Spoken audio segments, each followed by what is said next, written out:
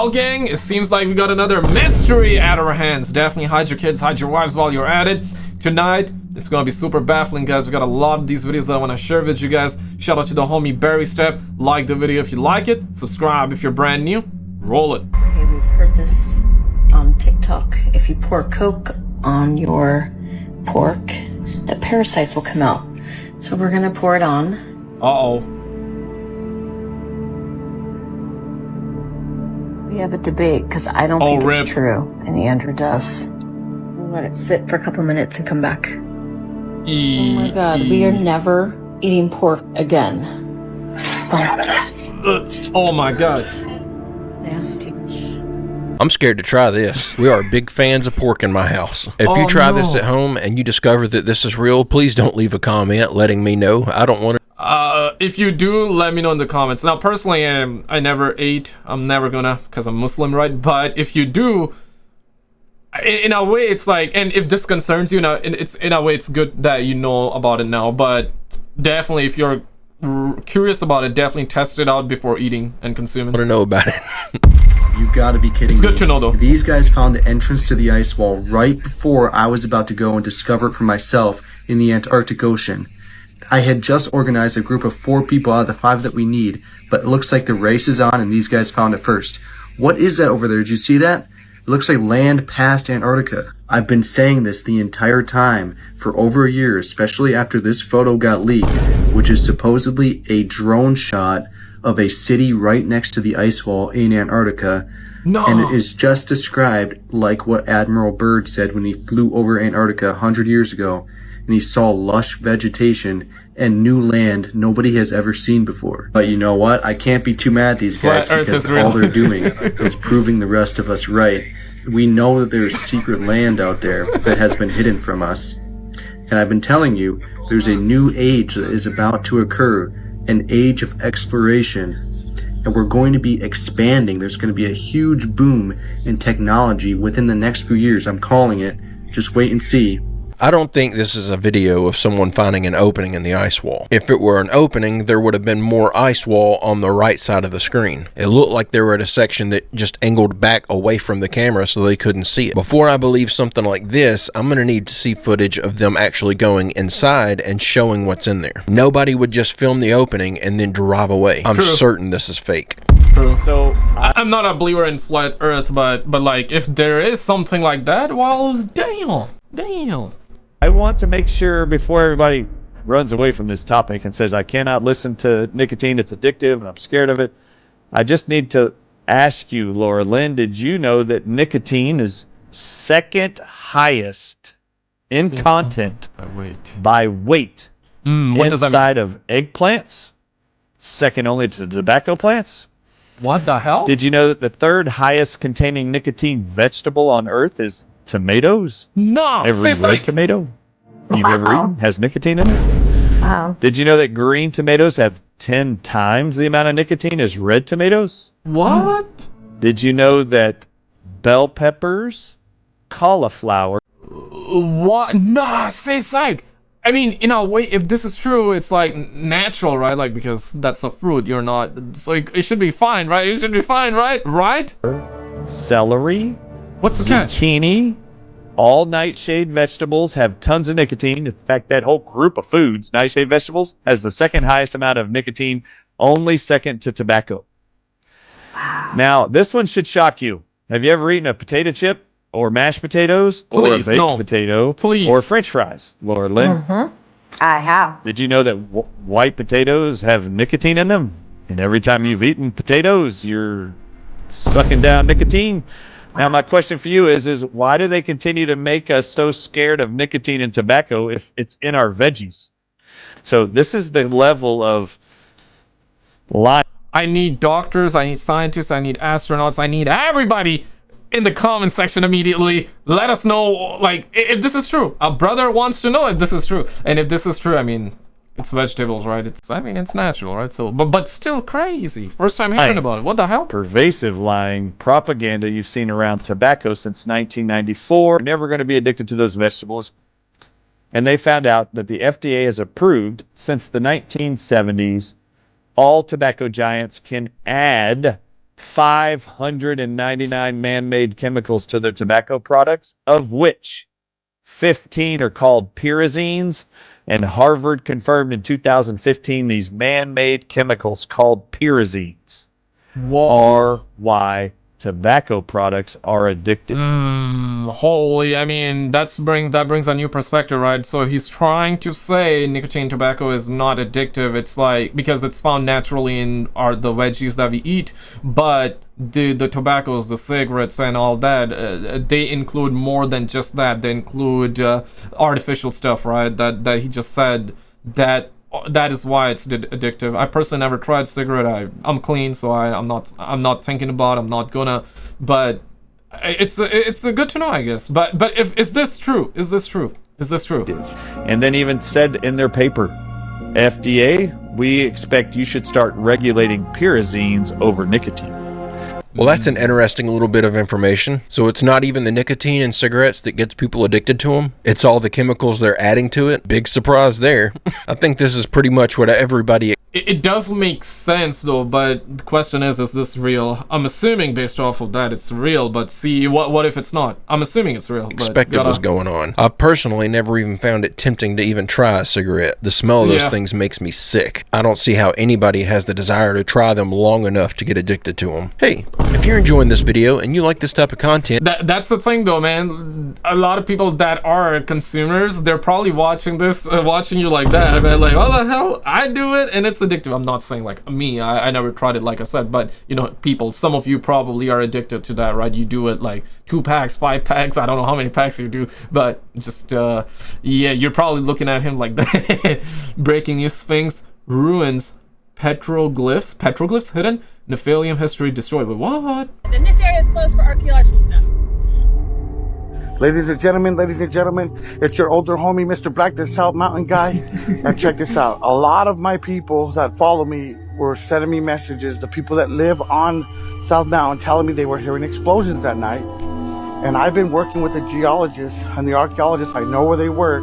So I came out here today on Veterans Day because I knew they wouldn't be here. It's Veterans Day. Okay? Okay. Now here we are at the sanctuary where we found all the petroglyphs. All the hidden petroglyphs. We are beyond that point where you're not allowed to go. Look, people, they say they were hearing explosions. Look at this rock, freshly blown. Tell me why this whole rock was freshly blown. Look at these petroglyphs. Freshly blown, huh? Look at these petroglyphs, people. Look at the petroglyphs. Blown. Look, this is a petroglyph. Turn it over. Look at this granite. Look at this whole face. All this granite, freshly blown. This doesn't look like the 1930s, like it was blown up in the 1930s. Ladies and gentlemen, look at all this blast rock, fresh. Look at this freshly blown granite. Look at the patina. Look at all these petroglyphs. Look at this freshly blown rock, people. This is... Ooh. Now, I'm personally a little bit lost because this is my first time coming across this topic, so I don't know what's going on. I just thought this could be a part of the explanation for all these loud booms that people are hearing and posting about on TikTok. I've been hearing them myself, but I live pretty close to a military base, so it's fairly common for me to hear explosions and stuff like that off in the distance anyways. These sounds people are hearing, though, and posting, sound an awful lot like what I hear regularly from the military bases, though. So this guy could be onto something here. It could be explosives. I just wonder what they're destroying that area for. Really quickly before I forget, this is something that we covered previously, but just for the sake of it, just so I don't forget to show you, this is apparently there's a whole lot of activity in New Jersey, right? Drones, UFOs, this and that, right? And apparently somebody recorded this. This is probably the best clip we have so far, unless another one appears, of the UFO or drone crash. Watch this. Distance, we see all these lights going off, and there's some smoke over here. All right. Yes, YouTube magic right there. The field's on fire. There was like a craft that crashed out of the sky. It was crazy. And that's like the entire clip. So yeah, this is what we're hearing, that there was a crash that happened. And I made like a dedicated video about all the footage that's available about the UFOs and the drones in New Jersey that's happening. I'll link you that in a second, okay? Wait for it. Know the dark secret behind how most celebrities just don't age. like harvesting kids between the ages of 5 and 12 to be able to do this. Let's first talk about why A113 appears in all, and I mean all, children movies. It's actually a chemical, and that chemical is only produced by adrenaline. You know when you get that spike of energy when you're super angry or super afraid?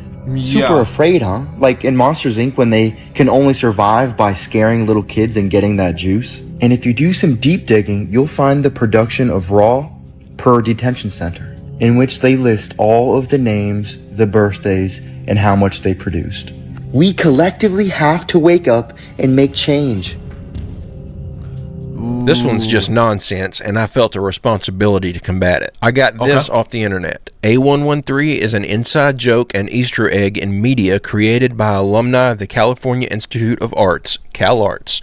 It refers to the former classroom where many animation artists studied, including those who went to work at Disney and Pixar. Also, there is no chemical compound with the label of A113. The only compound with that number attached to it is a type of plant hormone. Imagine this.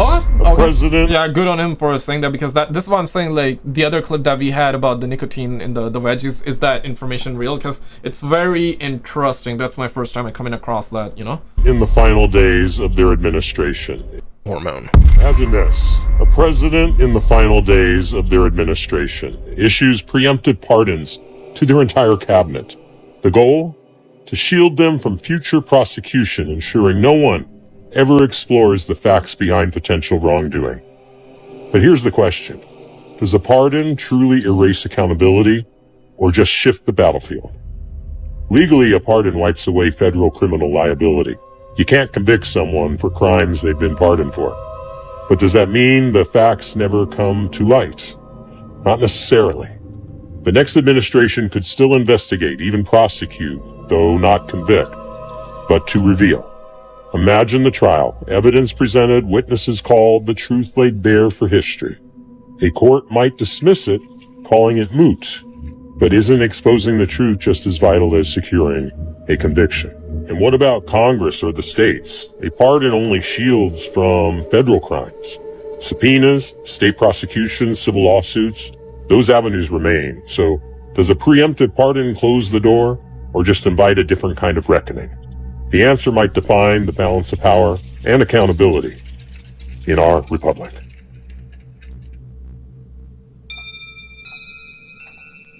I'm trying to hold on to hope that we actually get some justice in regards to all the lies and manipulations that we were subjected to during the COVID lockdowns, but they are sure doing everything they can to hide the facts from the American people and keep us in the dark about what really took place. I don't know that if these pardons go into effect that they'll be able to justify the investigations, so I really don't know how hopeful I actually am. Only time will tell, I suppose. We used AI to digitize and rematerialize the essence of a plum. What we've done is we've cut a plum here, and we're going to put it into a vial where the scent that's leaving the plum is being trapped inside of this vial. And then what we can do is take this vial to a machine which can suck the air outside of this vial, which contains the smell of the plum, and then analyze those molecules one by one. And when we have that, we can then take that formula and then reprint it. If we've done the whole process correctly, the thing that ends up reprinted, which is just going to look like a clear liquid, is the distilled essence of the scent of a plum you've just cut into. And if they smell the same, it means that we've actually given computers a new sense. And the sense of smell is effectively the way that we turn the air around us into data. What does it smell like? Like the plum.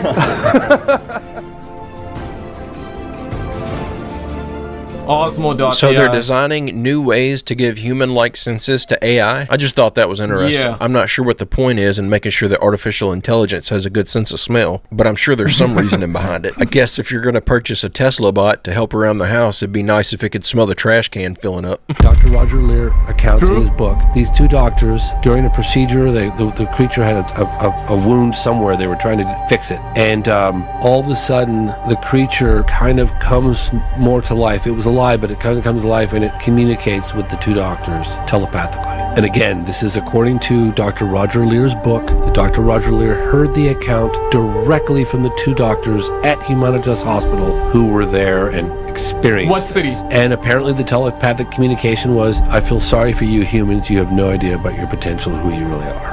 Dang. I don't remember him adding that bit of information in the documentary. That's amazing. After watching the documentary that's based on the event he's talking about, though, I don't see how they could have left that information out.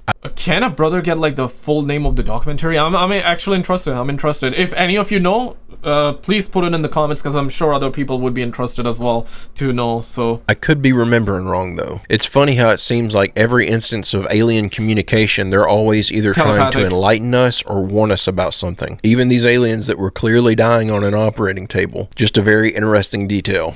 Yeah, before dying, they're like, we just want to help you guys, you know, you don't even know your true potential. You are capable of so much, you know, do not destroy the planet and all that. This is something that we hear all the time. In other words, saying that they're not, what's this called, aggressive, they're not harmful, or they're not gonna harm the humans. That's like what we're getting from all of this, right? You know Houdini was a spy? Yeah. Houdini was a interesting detail. Did you know Houdini was a spy? Yeah. Houdini was a spy for the Secret Service and for Scotland Yard. And so a lot of A-list actors, for example, have in the past been spies. They've worked for various intelligence agencies. But Houdini lived in Laurel Canyon. So all the way back to the teens and 20s, you have this famous magician. Sets up shop in Laurel Canyon. And not only did he live in Laurel Canyon, but he was probably killed. We don't exactly know all the details. There was no autopsy for Houdini's death as a spy. And then in 1959, his house mysteriously burned to the ground. So that's kind of a prelude to the bizarre aspects of the Laurel Canyon scene. And then we have in the 49, the Black Dahlia case. Most people probably heard of this. Elizabeth Short, bizarre sort of ritual murder, it looks like. Most people tend to think that this was George Hodel, his son Steve Hodel, who is a detective or something. He wrote a book, Black Dahlia Avenger, and he was in the circles of people in the Laurel Canyon scene, such as actor John Huston, surrealist artist Man Ray, and Orson Welles, John Ford, who was also OSS, by the way, John Ford, the director. Now, the reason I bring that up is that this is also Laurel Canyon scene, and it's Hollywood's first known ritual murder. Right? Everybody thinks that this was a ritual murder. Nobody exactly knows who did it, most likely George Hodel, but that makes sense because he's hanging out in some Saturnalian, actually, so much of Saturn. Man Ray said, I am a Luciferian, because the music that's on the albums, a lot of that is the Wrecking Crew, what's Phil Spector's Wrecking Crew. But in person, they were kind of subpar, so they needed a spectacle. So Vito would get basically 20 chicks to come in topless, right? So there's your spectacle, that's the draw. He's a guru. He was considered semi-divine. California's kind of a military-industrial complex state. Like the whole state is nothing but like Navy bases and experimental cults, right? Right. Who do we have? Heaven's Gate, Jonestown, Scientology, Church of Satan, Church of Set, too, I think. Children of God, Manson, on and on and on. It's like a test. It's like a hotbed for cults, right? I had no idea until here recently that all those organizations came out of the same place. I'm just starting my deep dive on the Laurel Canyon rabbit hole. So far, it's proven to have more conspiracy theories attached to it than almost anything else I've looked into. Does anyone have any good Laurel Canyon links you can share with me? I'm just as baffled as the rest of the folks out here. Still new to a lot of it, so chances are whatever you send me will actually be something I haven't seen before. In April 2023, an alleged Hollywood government whistleblower came out and dropped just the biggest UFO bombshell of our lives that we've never heard of. It was incredibly detailed with very specific information, a lot of which was actually discussed in the recent UAP hearing, which happened 18 months after this post was made. Could this be the classified info that no one on the panel was allowed to talk about? It's a post from 4chan, so it's obviously 100% true, and if you don't agree, you're absolutely wrong. The whistleblower starts by saying that UFOs are mostly unmanned drones and that they're built by underwater facilities at the bottom of our oceans. Yup, alien bases on our ocean floor. And the one he... You know what, like, these are the conspiracies that has been going around for a while, that they do not come from space, they are actually in our oceans. And I do believe that, like, I'm like 50-50 with it. Obviously, I do believe some of them do come from space and some of them come from ocean. But what if, like, all of them are coming from the ocean and they have the ability to go to space as well? Because there have been, we've seen sightings in space too, right? Whether that be people using telescopes and catching them on the moon, or whether they're just flying around in the space and we see the ISS feed shutting down right after, like, International Space Station, the NASA feed, right? Either we're seeing them in space and all of a sudden, like, they shut it down, right? So we've had clips like that too. It is interesting. Generally and normally people do believe, and that's what I believed in before too, that they would be coming from space. But now with all this information, I mean, listen, I don't know about it. I guess nobody knows where they are coming unless you are in the know. But kind of crazy, man. Kind of crazy. He was assigned to was in the Bermuda Triangle, which he claims the Navy believes has been there since 4000 BC. And the reason planes and boats disappear all the time is because the base vaporizes anything that gets too close to it, and then the entire base itself moves to a new location. That's portable underwater alien bases on our ocean floor. This one in particular stays within the Bermuda Triangle. The Navy is well aware of it, and at this point they just do everything to avoid it. OP claims that UAPs are all built to spec, each one constructed for a specific purpose, which is why we have different UFO types: pills, spheres, saucers, triangles, etc. They get manufactured, deployed, do their business around the world, and then come back into the ocean base to get recycled for parts, which could be why that massive one sucked in the test missile. It was just collecting parts. He says there's underwater bases like this all around the world, built to manufacture UFOs, but they're not run by aliens. At least not directly. These facilities and crafts are all operated entirely by AI. They've been here for thousands of years, which is why we see them in ancient cave drawings and even Renaissance paintings, along with the hundreds of other reports throughout the centuries. But they became especially interested in us when we started dropping nukes, assuming they realized we're now capable of destroying them and possibly even ourselves. And some fringe researchers even suggest there's a huge network of tunnels under our ocean floor that these bases connect to for quick transit around the globe. Maximilian de Lafayette claims there are exactly 12 of these bases around the world, in places like the Bermuda Triangle, Alaska, the Baltic Sea, probably one in the South China Sea. Retired Navy Admiral and oceanographer Tim Gallaudet insists there's an anomaly off the coast of Catalina Island in California that is definitely not natural, yet the military refuses to investigate. He himself suggests that it could be an entrance to some underwater facility, and the government is intentionally covering it up. Tim also talked about being chased while out at sea by underwater objects that move in irregular patterns and going faster than a torpedo, which is hundreds of kilometers an hour, with other former defense specialists claiming these USOs going faster than the speed of sound underwater, which is over. Yeah, we heard like a story about it not long ago, where there was a UFO that was able to do 500, I believe, knots underwater without it's being affected. And we're talking underwater though, underwater. So that's actually quite baffling.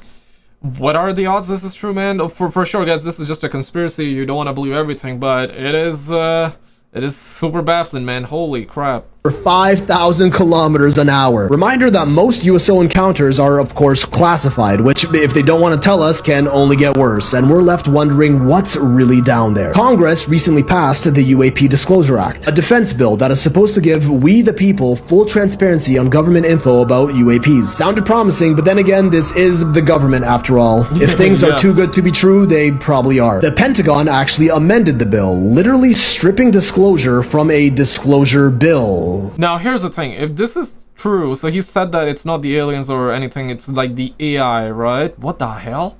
Yeah, that doesn't sound and they were here since like 4000 BC. I don't know if I buy that. I don't know if I buy that. Of course, there are a lot of people that don't believe in aliens. There are a lot of people that do believe it. There are a lot of people that believe that those are not aliens. Those are like fallen angels or demons or... Yeah, you know what I mean, right? And whatever you believe in, feel free to put it in the comments. But AI, 4000 BC, all the way back then? I don't know about that.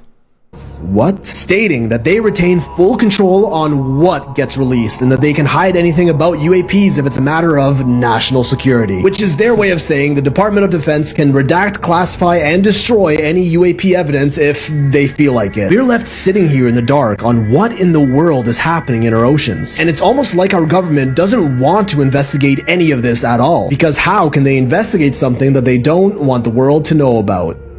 What do you all think about this theory? I'm not a fan. To think after all this time it was just artificial intelligence living under the water and that's what's flying these UFOs, there's no beings in them. For one, that would just be a huge... Yeah, to be fair though, like we've been talking about this, right? Like what if these are just alien drones, essentially, like no aliens in them, but just like how we made drones and we can control them with remote, perhaps they were doing it. But when I brought that theory up, I was like, it gotta be like the aliens controlling them, perhaps not sitting in them physically, but they're controlling them while being on a different planet or underwater, whatever the case might be, right? That was the theory. But yeah, if it's just like the AI, like I don't like that. But AI all the way back 4000 BC, okay, let's just say that's true, right? Who made it then? Who made it, right? Who made it? Who made it? That's the big question about it. Huge bummer to find out that that's what's actually happening. And second, if it was AI, why haven't they connected into our internet cables that are running under the ocean and just taking over everything?